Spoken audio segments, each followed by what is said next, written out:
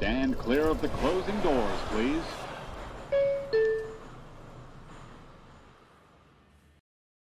What is up, you guys? Welcome to the stream. Tony Metro here with you on a Wednesday evening. I hope you guys are doing well. I hope you guys are staying warm. I mean, depending on where you live, I can tell you where I live, it is freezing out. It does not feel like baseball is coming back in just a couple of weeks, but we are that close to the 2026 season beginning, or at least spring training, which of course means that we are getting a little bit closer to actual meaningful baseball. We got the World Baseball Classic coming up. There's been a lot of controversy around that over the last week. Of course, we know now Carlos Beltran will be donning a Mets cap in the Hall of Fame as he enters Cooperstown. So plenty of Mets adjacent stories going on over the last week.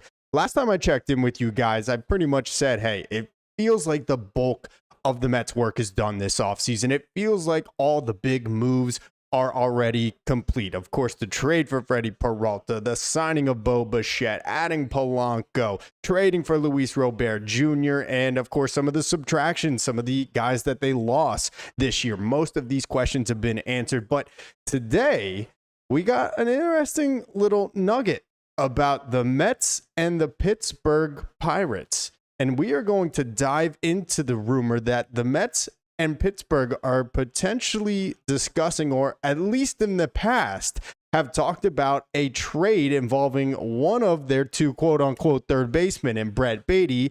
And I say quote-unquote because that's where Mark Vientos, of course, was developed in the minor leagues, spent the majority of his time so far in the big leagues, but his defensive future very much in question. But regardless, maybe one more move still on the table. So we're going to get into that potential deal. It's an open forum, open Q&A though. Anything you guys want to talk about, Mets or baseball related, this is the place to do it. What is up, guys? Welcome to the stream. Tony Metro here. You know the drill, daily Mets content here on my channel as well as all my other platforms. TikTok, Instagram, Twitter, X, whatever you call it. Links to all of those are in the description of this video down below. Guys, you are awesome. We are so close to hitting 5K subscribers. I told you the goal by the end of 2025 was 4K. We crushed that.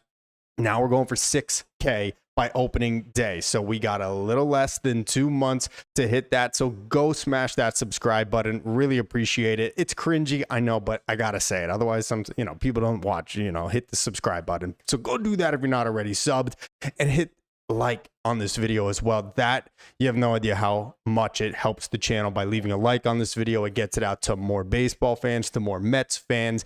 And I want to hear from you guys. How are you feeling just a couple of weeks away from spring training? Let me know in the comment section. And that's exactly where we're going to go right now. Let's see who's here. Baseball 23, what up? How's it going, my man? Good to have you in here. Happy Wednesday to you. He says if Skubal wins his arbitration, he's going to get traded. That is another very interesting piece of news that we got here this week. So we know that the Tigers and Tariq Skubal had a historic difference in their filing numbers. They headed to arbitration. I believe that's tomorrow. I could have sworn it was today, but apparently not, or we'd have known by now. So I believe it's sometime this week, though. And yeah, I said that right at the beginning. It was a $13 million difference in filings. Tariq Skubal filed at $32 million. The Tigers filed at $19 million.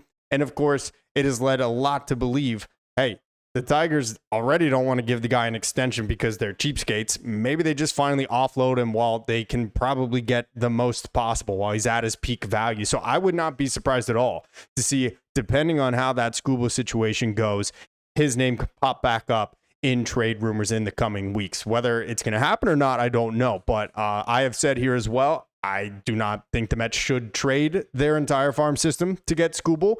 Maybe him getting $30 to $32 million is going to change the Tigers' asking price in terms of prospects from interested teams. But at the same time, by the same token, I also do not want to see the Dodgers go trade for him. And not that I want the Mets to go make a bad trade for themselves just simply to block the Dodgers from getting him. But my goodness, if the Dodgers do trade and extend Tariq Skubal, forget it. It's even more over than it already feels with that loaded roster out there on the West Coast. Frankie says, I hope it's for Skeens. Wouldn't that be nice? How about Brett Baty and Mark Vientos for Paul Skeens? Seems like a fair deal to me, right? I mean, who says no in that situation, right? I can all but guarantee you guys that it will not involve Paul Skeens. We know that it's centered around Mark Vientos and Brett Beatty with the Pirates seeking a third baseman. Of course, they traded Brian Hayes last year to the Reds, so they're looking for somebody at the hot corner. You'd have to think Brett Beatty would be of more interest to them, being that Mark Vientos has shown some real struggles in the field over the last 2 years, really since he debuted in the major leagues and even before that down in the lower levels in the minors. So I can all but guarantee it's not going to involve Paul Skeens, but hey, we can dream, right? Who knows? Maybe somewhere down the road that does become a real possibility at some point. Let's see. Donna Calderon, buried and freezing in ice and snow, Tony, yet warming up just listening to your show. Love you, Tony. Donna, love you. Thank you so much for tuning in. It's got to get better soon, right? I mean, Puckstefani, what's his name? Puckstefani, Phil? The stupid gopher went out and said 6 more weeks of winter. So, I mean, I'm freezing here myself. I completely understand. And hopefully you just get through it over these next couple of weeks. And before you know it, Mets are going to be in spring training, playing baseball. You're going to hear the sound of mitts, the crack of bats, and we are almost on our way to summertime. I am a summer guy. I have always been. Summer is my favorite season of the year. Winter, everybody gets so hyped and so excited for hoodie season and for Halloween and for Christmas and Thanksgiving. You could skip it for the rest of my life. I wouldn't care. Give me 365 days of 78 to 90 degree weather, poolside, barbecues, and baseball. That is how I feel about it. And I am not turning back now. Donna, I hope you stay warm though and we get through this year together. Baseball, who did the Mets receive in this potential deal? Look, that's what we're going to try to go through right now. So I'm going to go through the rest of this chat and then we're going to take a look at the Pirates roster and we're going to decide, hey, who might be some names that we could pick apart from the Pirates team. I mean, there's really not a whole lot. I feel like a vulture going through that poor Pirates roster, but a little bit of talent. They've done a couple additions this offseason. Not that they're going to trade anyone they just acquired this winter, but there are a couple names and even some guys that we heard about at the deadline last year that, of course, we know the Mets didn't pull the trigger on. So we'll break all that down and get into those guys. Dodgers, easy three-peat. No Mets competition whatsoever. Line them up for easy WS. And see, guys, when I say that the Dodgers are my least favorite team in professional sports, it's because of the fans. And I've held this opinion since I was probably 10 years old. They are some of the dumbest idiots you will ever come across. Case in point, right here in the comment section. Let's see. A-Rod says, Mets actually look great on paper. Way more balanced compared to what last year was. Hoping Luis Robert comes in ready. I have high hopes. Yeah, no doubt. I think they do look more well-balanced. And you guys might have caught my little conversation the other day with Dex Henry of SMY Digital and for the New York Post. That's exactly what I said. I do feel like they are going to try to score different way this year than they did in years past, where it always felt like Pete Alonso needed to come up with a big 3-run homer, or Vientos in 2024, or Juan Soto this past season. I feel like they're going to be a team that just is merciless and constantly putting pressure on opposing pitching staffs, on opposing defenses, kind of in the same vein that we saw what the Blue Jays did on their run to the World Series last year. And I do feel they are more well-balanced. If you get what you need out of Luis Robert Jr., I also said, I believe he's the X factor for this lineup. So I'm in lockstep with you there, A-Rod. Let's see. Baseball says it was today. We're hearing, the outcome comes tomorrow. Okay, great. Thank you, Baseball. So Tariq Skubal's arbitration hearing with the Tigers was today. We find out the outcome tomorrow. Okay, perfect. So we were on top of that one. Enrique Garcia, what up, Tony? With all the recent additions, can we hear your opening day starting lineup? All right, that's a good idea. I'll go through that, and then I'm going to start sharing my screen so we can get to the topic at hand here. I mean, it's pretty obvious. We even heard Carlos Mendoza essentially tell us the top 3. It's going to be Lindor leading off with Soto hitting second and Bo Bichette hitting third. After that, there are a lot of options. As currently constructed, I have Brett Beatty starting in left field. If not left field, because Carson Benj is on this opening day roster and in the opening day lineup, that kind of changes things. But I still see Beatty being in the opening day lineup if he is not traded. And I would probably have Beatty hit cleanup. After that, I'm probably going Jorge Polanco. Polanco's been a great guy with runners in scoring position. He's a switch hitter, so you don't have to worry about there being too many lefties up in the order back to back to back like that. Hitting 6th, I would probably go Francisco Alvarez at that point, barring any injuries. You guys might see my video here today. I think it's a crucial season for Alvy to prove he can be an elite bat in the majors. After that, hitting 7th, I'd probably go, I'm losing track of everybody. I'd probably go Marcus Semien hitting 7th, playing second base. I think that's a good spot for him. Not a ton of pressure. Might still get some good pitches to hit, because after that, I would go, if Benj is in the lineup, hitting 8th in left field. If Benj is not in the lineup, then I'd go Luis Robert Jr., and then I would finish it out with Tyrone Taylor if he is on this roster. So essentially, depending on if Benj is in this roster or not, it would kind of change the bottom 2 in that order. But Luis Robert Jr. either going to be hitting 8th or hitting 9th, and then with Tyrone Taylor and Carson Bench filling out the other spot. Again, just depending on how the Mets construct their opening day roster with the talented young left fielder. So that's how I do it. But 1 through 7, I think, is pretty much a lock in my opinion. You go Lindor, Soto, Bo Bichette, Brett Beatty, Jorge Polanco, Francisco Alvarez, Marcus Semien. That's probably how I'm going, at least with the top 7, and then those last 2 spots are kind of interchangeable depending on some things. So all right, let me see. I'll get to these really quick, and then I'll share my screen with you guys and we could talk this trade. Joseph Delicato. I'm sorry, I'm so blind. I swear, I speak Italian. I am Italian, but I just can't read. Honestly, it's starting to feel good. New team, also have a lot to look forward to with the pitching. Let's go. Hey, and this is why they call it Spring Hopes Eternal, right, guys? Because all this beginning of the winter, we were bemoaning this team for how they finished 2025 with how this winter began.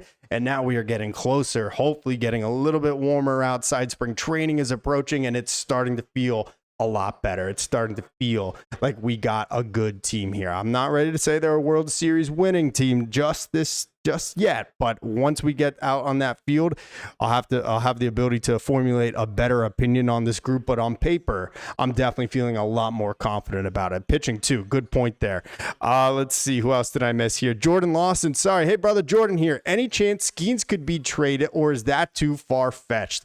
I mean, there's always a chance, but the Pirates have kind of told us they're going for it. I mean, like, what for? I don't exactly know. They are still so far off of playoff contention, if you ask me. But at the very least, I give them credit for not sitting on their hands like most off seasons. They've made a couple of little additions. They traded for Lowe.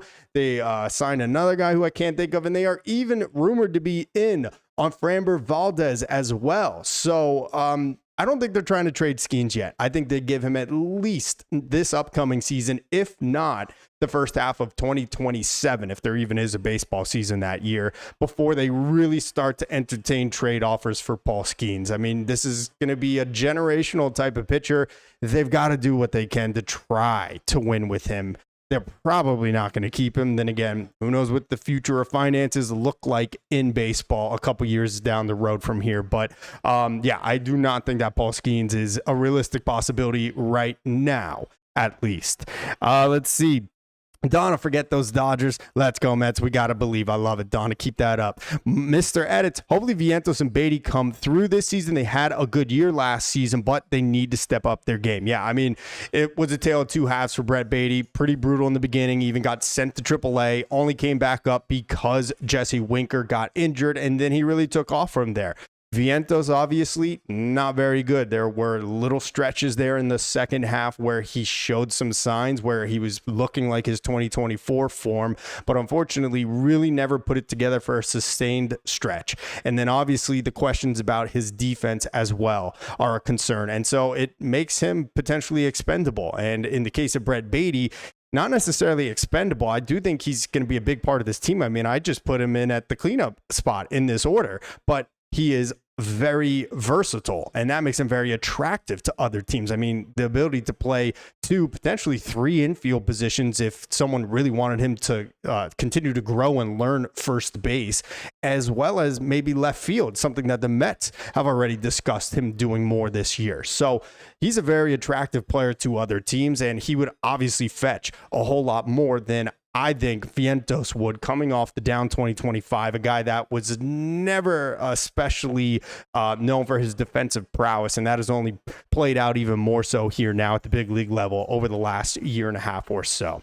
Ralph Centrone says, with still a lot of free agents out there and possible trades, what we can do with Beatty or Vientos, do you think we would trade to build up the farm? See, and that's a good question right there, because we were just talking about Tariq Skubal. And I'm not saying that the Mets are working on a trade to try to get Skubal, but if things do go awry with him in Detroit after this arbitration hearing that we'll find out the results tomorrow, is it possible the Mets are looking to add another prospect or two, someone of interest to a team like Detroit? In that case, to swing another trade? I don't know. Maybe, because the Mets already, of course, dipped a little into their system in the Freddie Peralta trade by giving up Brandon Sproat and Jet Williams. I highly doubt they want to go down that road again without at least refilling some of their needs down there, right? Getting back some top farm system talent. So it's possible. It's possible. And we could talk about that a little bit more as we get into it here. But Carlos Ortiz Vientos will have a comeback season. Too early to give up on him. I tend to agree with you, Carlos. I still see visions of him hitting all those huge home runs down the stretch in 2024, during the playoffs in 2024, in the NLDS and the NLCS, and I still believe it is in him. So I tend to agree with you there, Carlos. Armand's amazing. What is up, Armand? Good to have you in here, my man. Appreciate you being here. Let's see who else. Biscuits, Chooch, Tony the Legend. Biscuits, you got such a good name. I mean, you guys all have great names, the usernames here on YouTube, but Biscuits, the Chooch. That is I love it, man. I love it. That is awesome. Let's see. Lenny P. Jared Jones is a return I'd be happy with. Okay. All right. That's not someone I'm familiar with. I'm not going to even lie to you. So we're going to have to learn about him here together. Tell me a little bit about him while I get ready to share my screen here. AGR Flaw. What do you think about the rumors of Peterson for Morejon from the Padres? I'm a big fan of that deal. Could set us up nicely to go after Framber Valdez. I did not hear any rumors about Peterson for Morejon. I don't think the Padres are truly going to trade him. I actually just read an article yesterday that the Padres' whole ownership situation has seemed to have been resolved. It was obviously between the widow of the owner and his brothers. So apparently they have figured that out in some type of what do you call it, private, when it's you finish it. I'm not a lawyer, guys. Whatever, you know what I mean. They have figured it out essentially without the need of courts and all that crap. So I don't know. I don't know what the Pirates or the Padres situation is right now, if Morejon is actually available or not, but I'd have to suspect David Peterson is definitely not enough to get it done. He has been one of the most talented left-handed relievers for a while now. He actually came up as a starter. Didn't work out for him there, but has been elite out of the bullpen, with Peterson only having 1 year left and coming off the final 2 months that he had in 2025. Would have to guess it's going to cost a lot more than that, but we could break that all down for sure. Let me know where you heard that rumor from, though, about Peterson for Morejon. I did not see that one yet.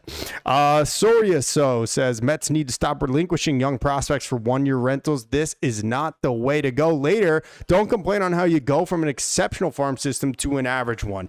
You have to have a good, delicate balance of both, right? You need to know when a guy profiles as a big league contributor to your team and that he has a position long term with your organization, and if not, then sometimes you do need to pull the trigger on their peak value before they get to the big leagues. They prove that they're not a big league player, or they're going to take a while to develop, and they're just not a good fit for you, and then they lose their value and attractiveness to other teams. So you have to strike a good delicate balance of retaining your top young talent, but also knowing when to sell on them at their highest. And so I have all the faith in the world in David Stearns to do that. I mean, he has exhibited that in flying colors in Milwaukee with even harsher restrictions financially. Coming here to New York under Steve Cohen's stewardship of the Mets, and really there are no financial restrictions. So I have all the faith in the world in him to do that. So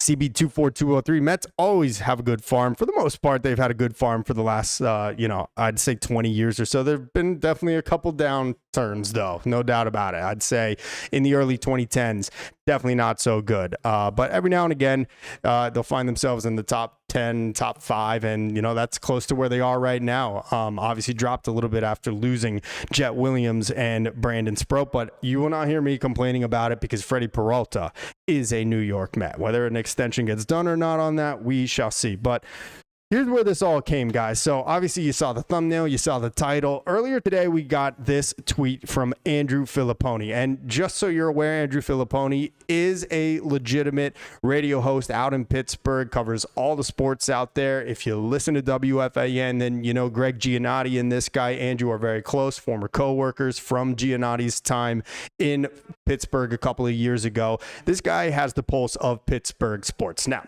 that all being said, I do not know the legitimacy of this report in particular. I can vouch for this guy, Filipponi, as a reporter, but the actual report, that I don't know. I can't truly say the veracity of it or not. But he said earlier today, sources, the Pirates have been engaged in trade talks with the New York Mets and are pursuing Brett Baty or Mark Vientos. Both play third base, but have been uprooted from that position because of the Mets offseason moves. Asking price is high, but something can still get done. So we heard in the beginning of the offseason, way before Bo Bichette even signed with the Mets, way before we found out he was going to be the third baseman for this team, that the Mets were open to trading their many infielders, their young ones in particular. And that was Brett Baty, Luis Angel Acuna, and Mark Vientos. Now, obviously, Luis Angel Acuna was shipped out just about a week and a half or two ago when Luis Robert Jr. was acquired. I don't think the Mets necessarily have changed their stance on these two guys, but as Filipponi says here in his tweet, the price is high. The price is very high from the Mets, specifically for Brett Baty, I would say, more so than Vientos. I think that Baty is more in the mold of a David Stearns kind of player, a guy that can play on both sides of the ball, doesn't need to be hidden with his glove, and obviously showed a lot more this past season, though you could very easily just go back to 24 and say Mark Vientos has clearly been the more impactful bat in his young major league career than Baty has to this point.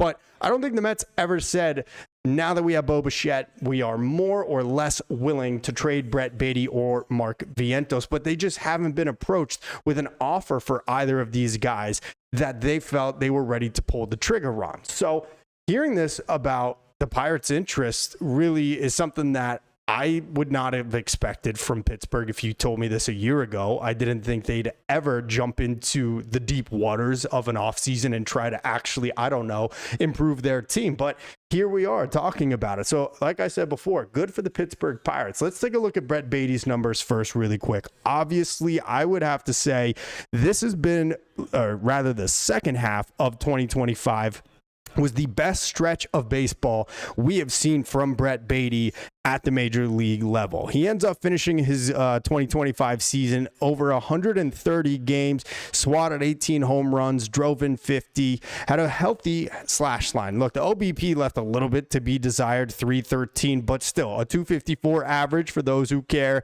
and an OPS of 748, an OPS plus of 111. Very clearly the best season of Brett Baty's career. Now, a lot of people want to say, well, he never gets consistent playing time and he's up and down from Syracuse back to the big league team. He doesn't have a position. They want him at third. They want him at second. Well, that's fair and all, but coming into last season, Brett Baty also had the chance to claim third base basically since the 2023 season on and failed to do so in over 600 plate appearances. Now, I get it. That's only one full season of plate appearances over 3 sporadic years, but there were ample opportunities for Brett to seize the third base position and make it his for the next decade. A former top prospect, a former number 1 draft pick out of high school, and he's yet to do it to that point. But obviously, going into this winter, we're feeling a lot better about him after posting a 3.1 wins above replacement. Mark Vientos, on the other hand, guy that we knew from the minor league system early on, let's say back in 22, you probably had heard his name. Someone that, he can hit the ball, but he's always going to have to hit the ball because he does not play very good defense. And that was the case in 2024. Where Mark Vientos was able to arrive, or at least like it looked like he had 27 home runs in just 111 games and had an even better slash line than what Brett Baty put up last year. But Mark Vientos didn't do that in 25, as we all know. And the only way Mark Vientos, in my opinion, at this point, ever can find himself in an everyday lineup is as a designated hitter, which means he needs to put up the numbers that he put up in 2024, because these in 2025 just simply were not acceptable, just not good enough to warrant an everyday spot in the lineup. He ends up finishing with a 289 on base percentage, an OPS that he was able to get up just barely above 700 at 702 last year, thanks to those little second half surges like I mentioned. But overall, it was a disastrous season for Mark. And so we sit here today very uncertain about his future with the team. And, you know, though we feel a little bit better about Brett Baty, if you would asked us at this time last year, I would say the far majority of us were ready to ship him off in a deal, just like we are Vientos now. So I don't really have an opinion on which one that I feel more comfortable dealing in this hypothetical deal, but I've always been a Vientos guy. I've seen him do it at the highest of level and for the longest stretch of time.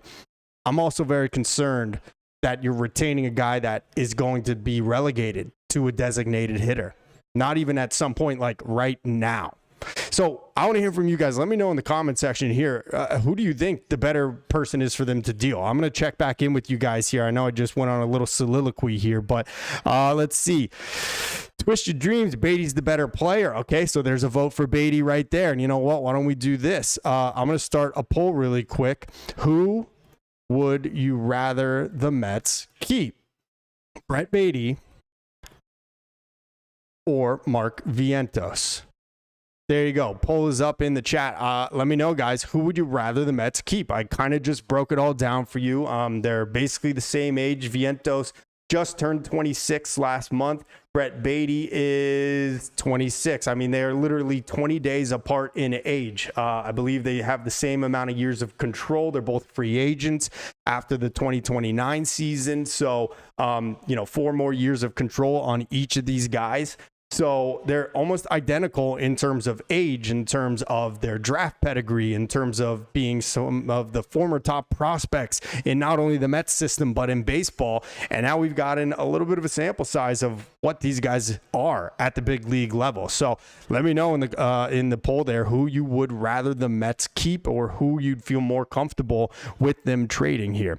Armand says, I'm taking this report with a grain of salt. I tend to agree with you there, Armand. I am not going to just fully buy into this being a realistic thing, but at the same time, I feel like it's something we do got to talk about, because at this point, you got to imagine that Mark Vientos is set to be their DH, maybe in a rover role kind of situation where some days it's going to be Polanco, some days it's going to be Baty. Maybe they're going to try to keep Bo Bichette off his feet at times, right? So it's something that does definitely warrant a little bit of conversation.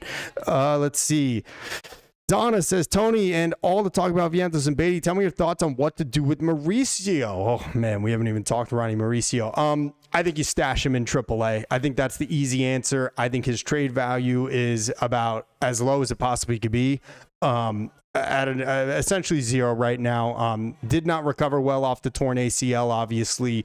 Got rushed up to the big league club last year out of necessity and really struggled. I think that they should put him in AAA. He has one option remaining. So at some point this year, you can bring Ronnie Mauricio up and give him a long audition if necessary.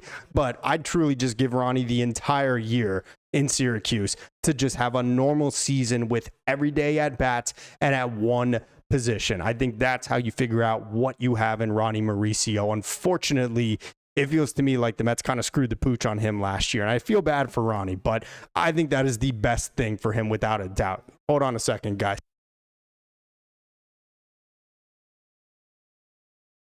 Yeah, one of the lovely, beautiful things about winter that everybody for some reason enjoys is getting sick all the time. And that's been my case here over the last 2 months. So yeah, I'm happy everybody else is happy in the freezing freaking cold, right? Lugo MVP. Vientos is better than Beatty in his bad season. The offensive numbers are close to Beatty. That is a good point. Offensive WAR. If I knew how to find that really fast, I'd show it to you, but I can just show you this. In 2024, Vientos had a 3.1 wins above replacement. Now, he had a negative 0.2 last year, and I have to think a lot of that was because of his dreadful defensive numbers. Meanwhile, Brett Beatty, who likely graded out positively, well, I know he did defensively, but as far as his WAR and how it was impacted because of his defense, no doubt it was because of his glove. He finished 2025 with a 3.1 wins above replacement. So it tells me, I mean, there's no doubt about it. Look, Vientos had a much better offensive year in 24 than Beatty did in 25. But defensively, there's no questions. Brett Beatty is clearly the better one, and one that might not only play a better third base, but multiple other positions as well. And so, again, I get back to why he is so attractive to other teams. Look, let's take a look at the Pittsburgh Pirates roster here. And first, I'll go back to the chat here, though, so I don't miss anybody. AGR Flaw, Beatty profiles as a 3-WAR player, which gives him real, tangible value. No doubt about it.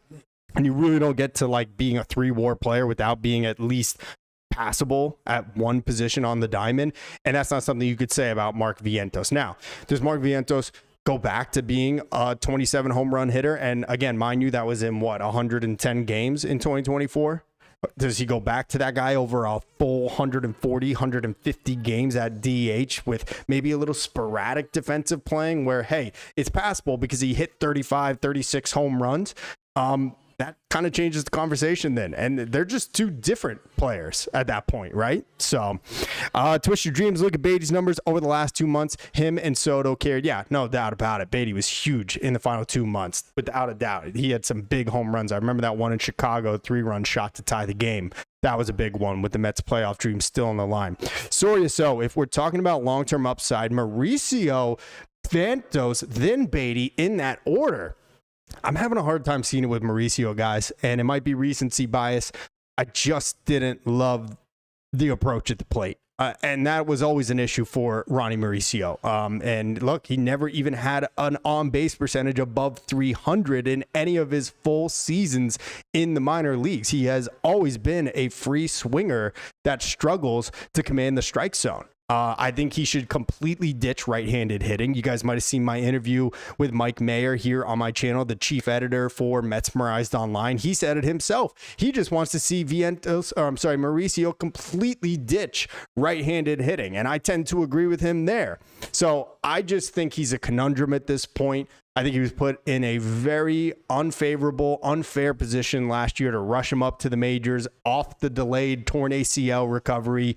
But I still need to see a lot from Ronnie before I'm ready to say he's the most valuable or is going to be the most impactful player for this team or even another team at any point in the near future. But I hear you there, Soria. So let's see. FR says, I don't think that the Mets are going to go after a pitcher like Jones when they have Jonah Tong and Jack Weniger on the farm. A lot of scouts are very high on Weniger. His fastball is already sitting in the upper 90s, has solid command, and he's looked great at AA. Weniger is someone I am a big fan of. I am right there with you. I don't think the Mets want to trade any more from their pitching depth in the farm system. It has been just absolutely raved about by so many different people. You've heard Will Salmon come on my show and talk about it as well. So I definitely think the Mets want to avoid dipping any deeper into that minor league pitching depth. I think that they are ready to start seeing it come up and produce for them and not for other teams.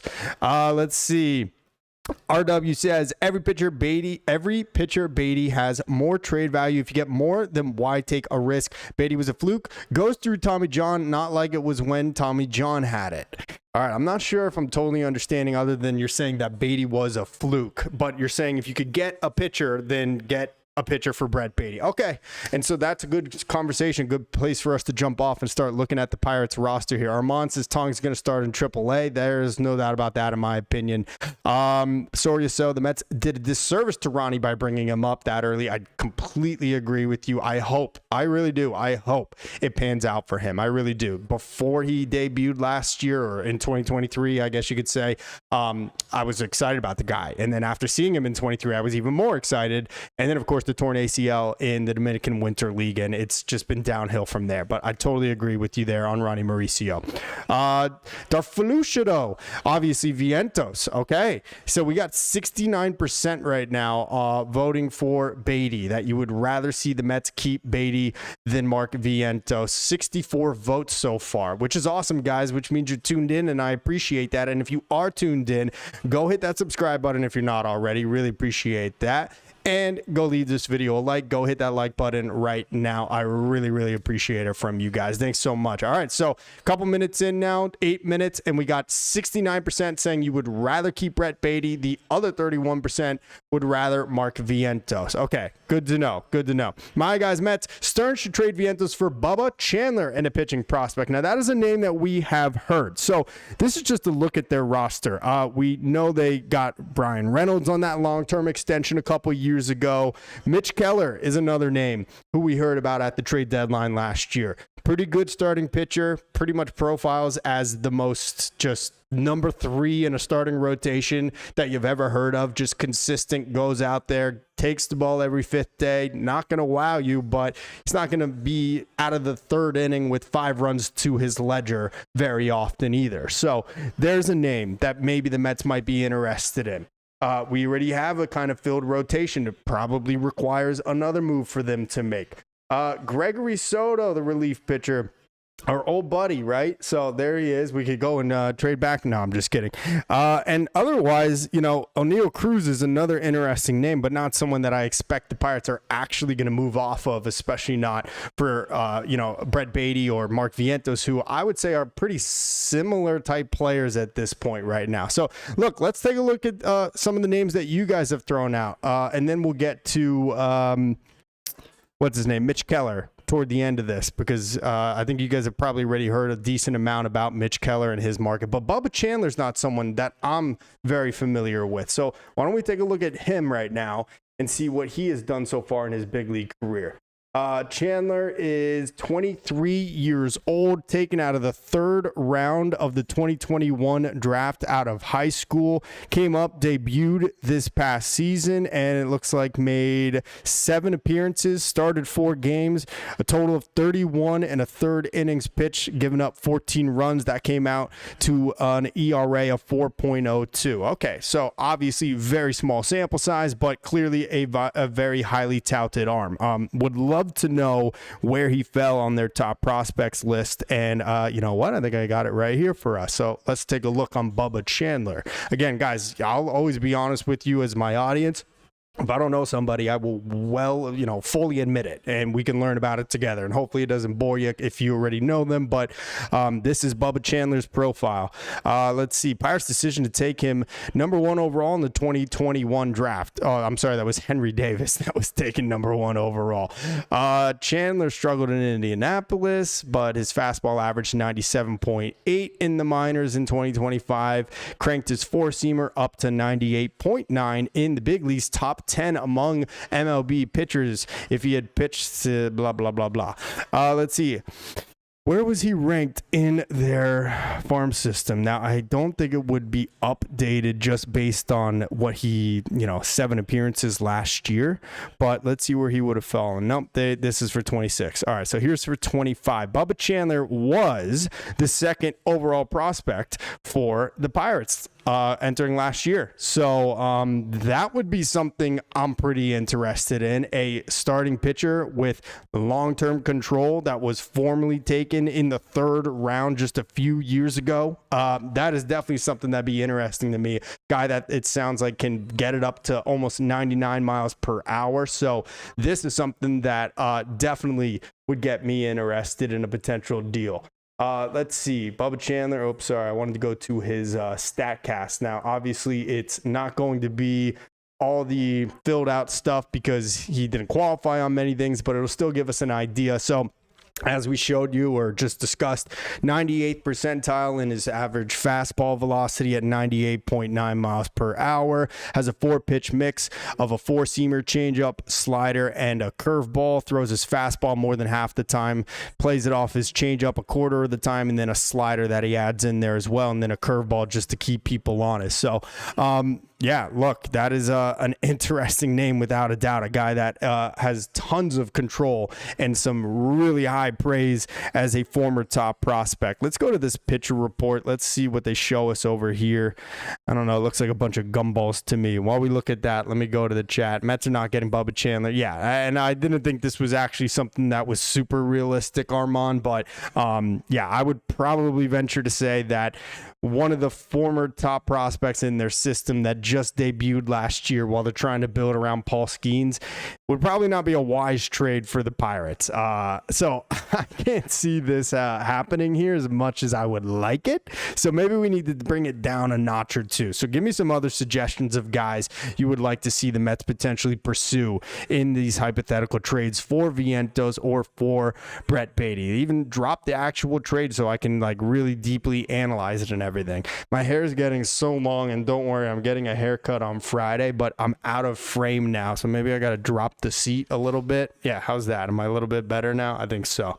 Yeah, there we go. Look at me. Now I just look like a dwarf, but that's okay. Let's see. Let's go Mets 2026. Let's finish our offseason and sign Valdez to a short-term high AAV. Timing is working out in our favor. Framber Valdez is still out there, and we are in February. Look, we know the stipulations of signing Framber Valdez. He has the qualifying offer. The Mets already signed Bo Bichette. They've already given up their 2 draft picks plus the pool money. They'd have to give up 2 more draft picks. Look, maybe it falls in their lap. And we have heard so many guys talk about him, as in reporters and guys, in the baseball world. Eduardo Perez just said something about it today, that he looks at Framber and he can't not think of the Mets. I don't know. At that point, you have to make sure you're getting Framber Valdez for at least 2 or 3 years. And look, he probably doesn't want to settle on 3 years. He'd probably prefer a 1-year deal to 3, because then he can enter free agency again next year without the QO attached to him. That doesn't work for me or for David Stearns or likely for most front offices, because then you're just giving up the draft picks or whatever comes with the QO in your particular case for 1 year of a guy. And then he goes back to the free agent market. And it just doesn't make sense. So I honestly still believe Framber Valdez is going back to the Astros, where they don't have to give up the draft compensation. But hey, who knows? Maybe the Pirates are in on him. I'll believe it when I see it. But Mikey Ray, what will the Pirates trade? That's what we're breaking down right now. I know this wasn't a great piece for me to leave you on here on my webcam, but yeah, we are talking about Bubba Chandler. But as Armand said, and as I agree with, this was a guy that was their 2nd overall prospect this time last year and just debuted last season at 23 years old. You're not getting Bubba Chandler for Brett Beatty or for Mark Vientos. It would require a haul, I would think. I mean, not like your entire prospect system, your whole farm, because, I mean, this guy was a prospect himself not long ago. He's not Paul Skeens, but I don't see a world where the Pirates are actually entertaining trading this guy that they just drafted in the 3rd round 4 years ago. But we're going to break down some more names. Let me know which ones you guys want to see in the comment section over here.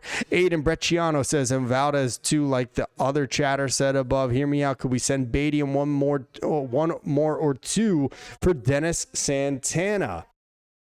Let's take a look at Dennis Santana. Just changing gears here for a second. Then Santana is, how old is he now? 29 years old, was excellent out of the bullpen last year for the Pirates.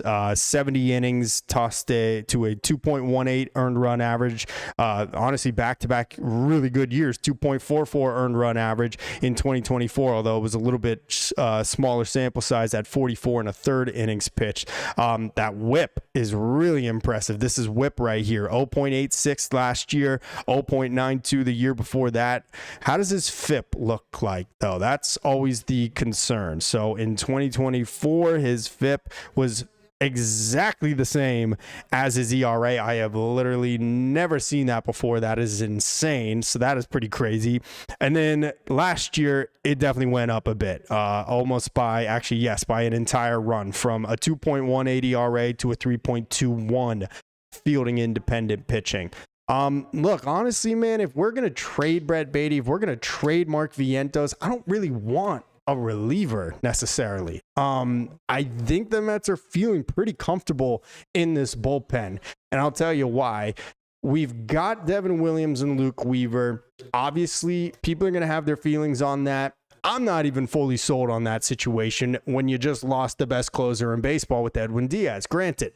But they also have AJ Minter coming back.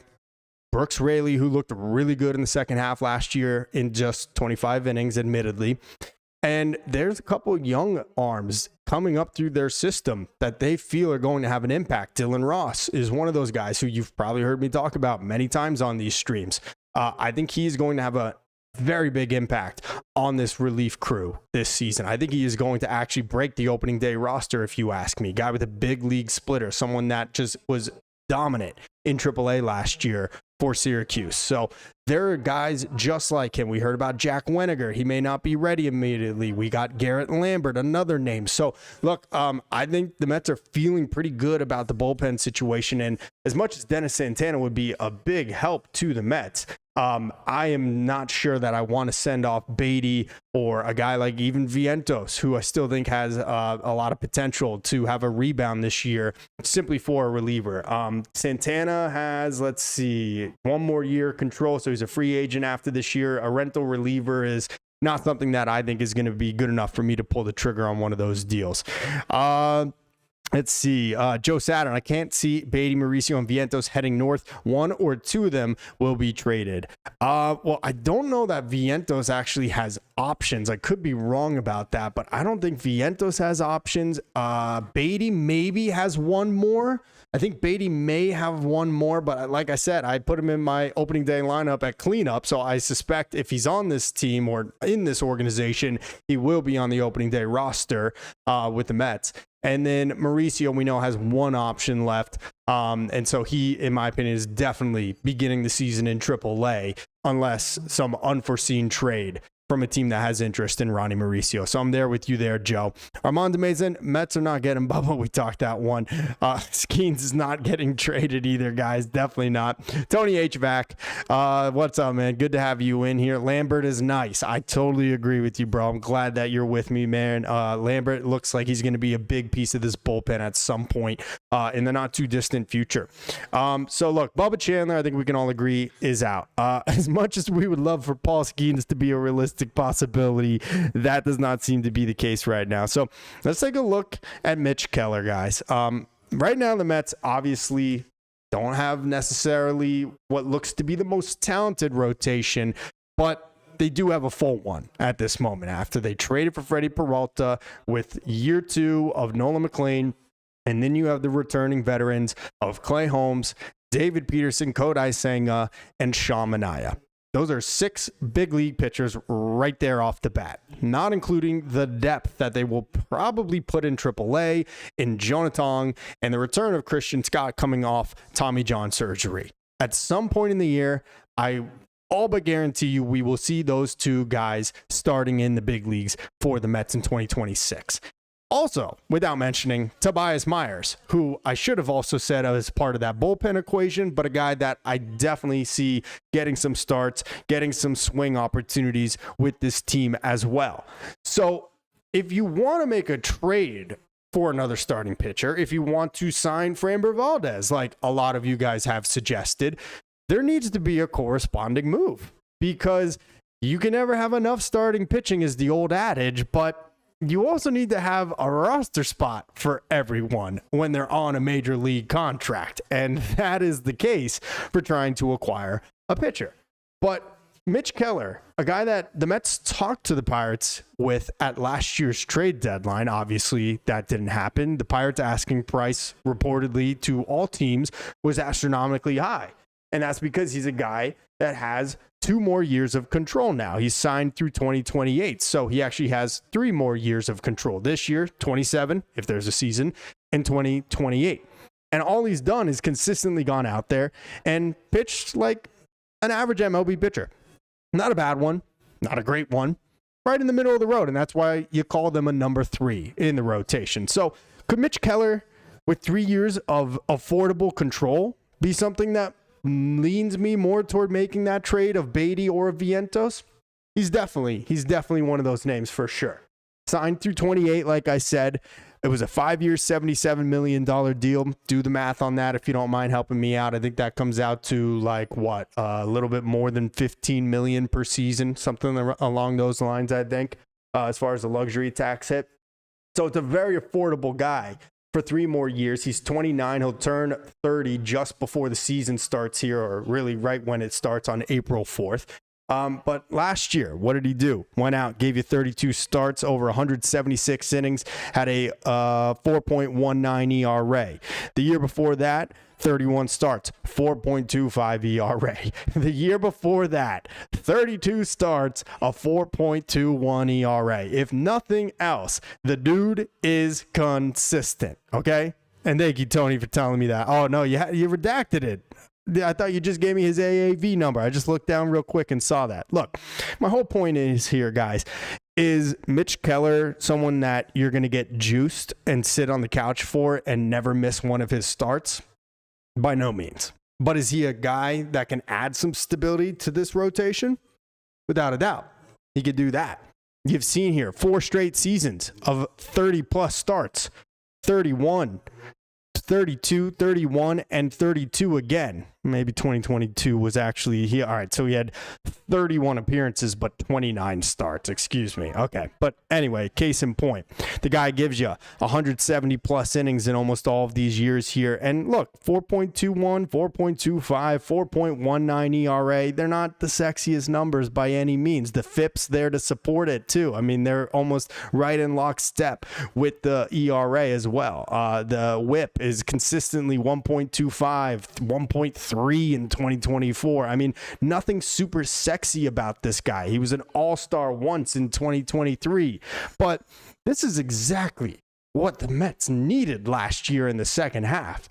A guy that will take the ball every 5th day and get past the 5th inning. And while I do think that we are going to get bounce backs from Kodai Senga and from Sean Manaea and from David Peterson's August and September woes, I don't think they're going to go back to the way they were pitching at their best form either. But somewhere in between, yeah, very possible. But there are still the injury concerns for Manaea with the oblique last year that turned into him having the loose bodies in his elbow, which we have not heard a word about this offseason. And then, of course, with Kodai Senga, we did hear the Mets say that they saw him pitch recently and they were raving about him because that's what you do when you talk about your players openly to the media during the offseason, because you hope maybe another team will come a knocking and say, here you go, we're going to overpay for him. We believe in him too. And last year was a fluke, but it's a very realistic possibility those guys could get hurt again and miss significant time. And yes, you have the depth of Tong and of Myers and of Christian Scott, like I mentioned, but a guy like Mitch Keller could definitely interest me. And like I said, you need a corresponding move at that point, because now you got 7 big league rostered starting pitchers. And so at that point, maybe you find a trade partner for Senga or for Manaea or for Peterson. Find out what the market's like on those guys, and maybe you could help improve another part of this team.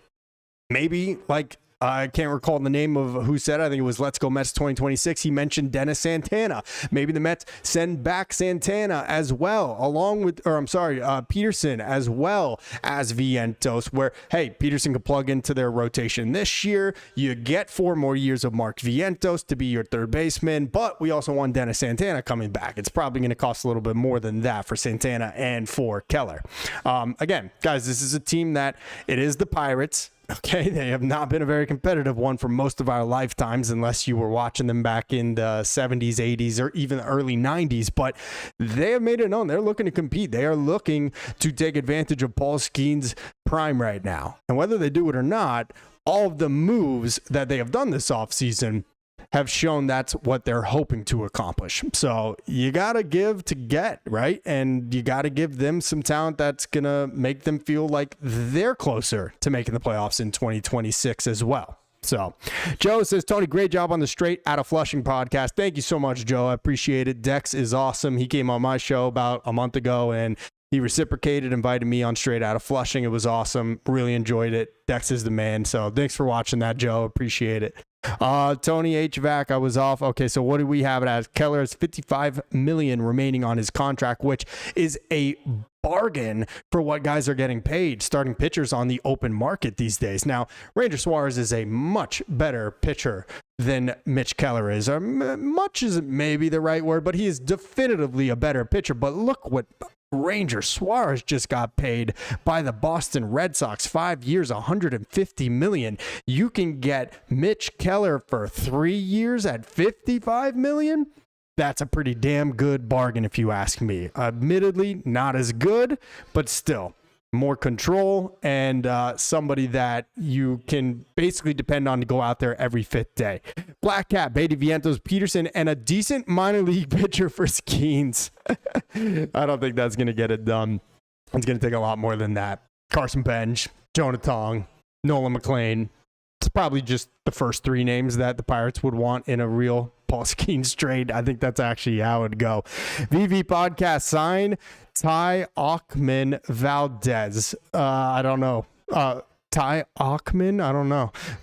Valdez, though. I think I made that one out. Elvin Solano. What's up, Elvin? Sorry I missed this earlier. He says, Beatty stays. Vientos can blow like the wind. Elvin, you've been steadfast in your support of Brett Beatty. I got to give it up to you, man. Since I started my streams this time last year, you have been nothing but consistent about keeping Brett Beatty. Brett the Bat Beatty. You are on the money with that one. Harold Jimenez says, I'd hate to see any of them go, but I'd prefer the Mets to keep Vientos. And that's 100% a biased opinion. I'm just a Vientos fan, and that's okay, Harold. I mean, I feel the same way, to be honest with you. I've always preferred Vientos, and I obviously kind of had to change my tune a little bit here based on how last season went. But I am in agreement with you, and I still could see Vientos putting it back together at some point in 25 or 26 rather, and coming off of that sophomore slump season he had last year. R.W. Davis, Beatty started fast and slumped. The guy who can get you the best talent back. Beatty, better year, but not great. You can find more of the same talent back. I'm with you there. I think the case for both of those guys, no doubt about it. You can get better or at least equal talent, whether that is at a different position, whether it is a pitcher of some sort, for Brett Beatty and Vientos. And let's not forget, guys, David Stern said he wants the kids to play. And while I do think to a degree he meant Brett Beatty, he meant in a way Vientos and Mauricio, there are more young position players coming up through this roster. Now, we just traded Jet Williams, who was one of those infield prospects, but there's Jacob Reimer, who could be knocking on the door soon. There's Ryan Clifford, who is looking nearly major league ready and was doing a great job at the plate playing first base at AAA last year. There's AJ Ewing, who's obviously a center fielder, but there are more position players on the way that we could see even 2, potentially 3 more coming up this year, not just even Carson Benj alone. So no doubt about it. There's a lot of ways to retain talent and to know when you need to trade when it's at its peak value. Donna says, Mets are looking good. However, left field still a big question mark for me. I'm with you. And I think when we get to see Carson Benj, we are going to feel a lot better about left field. I think we're going to watch him in spring training, and I think we're going to be very impressed. I hope that's the case. If not, we will see. The Mets may just try to make do in the meantime. I really don't love that idea. I really would have still tried to go after Austin Hayes as your fourth outfielder, with him not guaranteeing him any specific amount of playing time. He's obviously off the table now, having signed with the Chicago White Sox. But I think we're going to be really impressed with Carson Bench. I think he's going to hit the ground running. Some just insane numbers last year. AAA, a little bit of a struggle. Might need a little more seasoning before he's ready to debut. But I think the Mets are willing to withstand the storm in the first month and a half or two of the season if he does in fact need to start the season out in Syracuse. Guys, we're gonna wrap it up here soon. I know we didn't go too deep into anyone. We talked a little Bubba Chandler, we talked Dennis Santana, we talked Mitch Keller. I don't really feel like there's anybody in particular on this Pirates roster that really jumps out at me and makes me think that's someone that the Mets should be targeting in a potential deal for Brett Beatty or for Mark Vientos. Obviously, we've joked about Paul Skeens. I don't think that'll be the case, but let me get to some more of these here. I saw Carlos Ortiz. If we're trading any of them, it needs to be for a bat. And look, like I said, it doesn't necessarily need to be, hey, the Mets deal is straight up with the Pirates. It could be where the Mets are doing a deal where they're going to send those prospects or players they're getting back in another trade, and maybe even just make it simpler and make it a straight up 3-team trade. I love the idea of Yandy Diaz still with Tampa Bay on the stream. Connect your encoder. Okay. Well, anyway, guys, look, I don't know if you guys can still hear me. YouTube completely just crapped out on me for some reason. But unfortunately, I think this is where we will wrap it up. So I apologize if you guys if you can still hear me. For some reason, YouTube has decided they've had enough of seeing my ugly face. So we're going to wrap it up here, guys. But, oh, look, and now we're back. Okay. Could you guys hear me through any of that? I don't know.